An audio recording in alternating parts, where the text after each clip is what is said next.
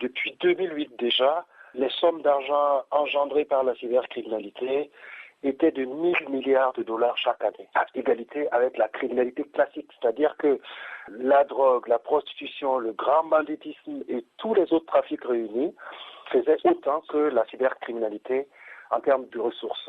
La cybercriminalité a explosé depuis quelques années déjà. Et maintenant, vous le savez que ces derniers temps, les États-Unis accusent l'armée chinoise de les avoir cyberattaqués, de cyberattaquer leurs entreprises stratégiques, si bien qu'aujourd'hui, tous les États commencent à mettre en place des solutions de lutte efficaces contre d'éventuels cybercriminels. Qui profite de cette cybercriminalité? Il y a déjà les criminels en tout genre qui faisaient dans les crimes classiques et qui se sont refait une nouvelle peau dans la cybercriminalité en recrutant des informaticiens, je dirais, pas très catholiques, qui acceptent de travailler comme ils travailleraient pour n'importe quelle entreprise. Il existe maintenant de grosses entreprises cybercriminelles. Mais il y a aussi des États. Les États, parfois, lorsqu'ils recherchent des informations ou pour des raisons d'espionnage, utilisent des moyens cybercriminels pour passer inaperçus. Les États-Unis, première puissance militaire, première puissance économique, comment expliquer cette relative vulnérabilité? En fait, que ce soit les États-Unis ou la France, ils ont un train de retard par rapport à la Chine pour tout ce qui concerne la cybercriminalité, l'Internet déjà.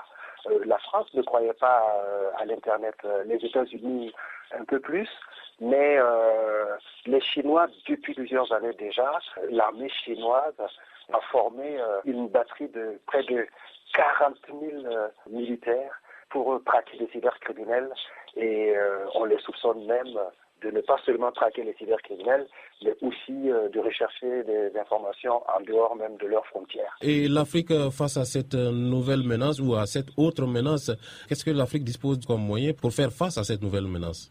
Pour l'instant, c'est vrai que l'Europe a élaboré ce qu'ils ont appelé la Convention sur la cybercriminalité, aussi connue sous le nom de Convention de Budapest. C'est le seul instrument international juridiquement contraignant conçu expressément pour lutter contre la cybercriminalité. Donc, certains pays africains adhèrent à la Convention de Budapest, ce qui leur permet de se servir des lignes directrices pour ces pays-là, pour mettre en place des législations en matière de cybercriminalité. Mais je pense que l'Afrique devrait privilégier la coopération régionale en mettant en place des instruments de lutte contre la cybercriminalité. En la matière, on est en retard, il faut se le dire.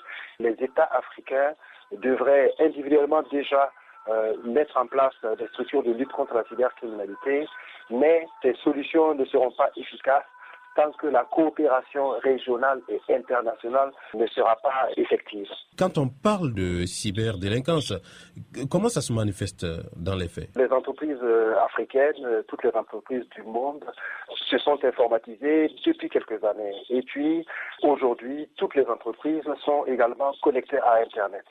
Lorsqu'on est connecté à Internet, il n'y a plus de notion de frontières. Un ordinateur qui est en Chine est à 7 secondes. Il faut 7 secondes pour qu'une information passe d'un ordinateur situé en Chine à un ordinateur qui serait au Burkina Faso. 7 secondes suffisent. Donc, il n'y a plus de notion de frontières. Et ces entreprises qui se sont informatisées à outrance n'ont pas perçu à temps les enjeux de cette informatisation, qui sont que il existe des personnes qui utilisent ces outils-là pour faire leur business. Et là également, il n'y a pas de frontières. Il y a des cybercriminels qui ne sont jamais venus en Afrique et qui font des victimes tous les jours en Afrique. Mais les Africains s'y sont mis. On a beaucoup parlé des brouteurs en Côte d'Ivoire. Il y a d'autres brouteurs au Nigeria. Mais maintenant, dans tous les pays d'Afrique de l'Ouest, on rencontre des jeunes qui vont dans les cybercriminels, qui recherchent des personnes non protégées et qui essayent soit de les escroquer en leur faisant des propositions alléchantes, mais totalement infondées, ou alors en discutant avec des gens, en recueillant des informations pour pouvoir faire du chantage et récupérer de l'argent. Il existe plusieurs type de technique utilisée par ces cybercriminels-là, la seule solution, c'est la protection individuelle, mais aussi que les États protègent les citoyens en mettant en place des structures de lutte contre la cybercriminalité.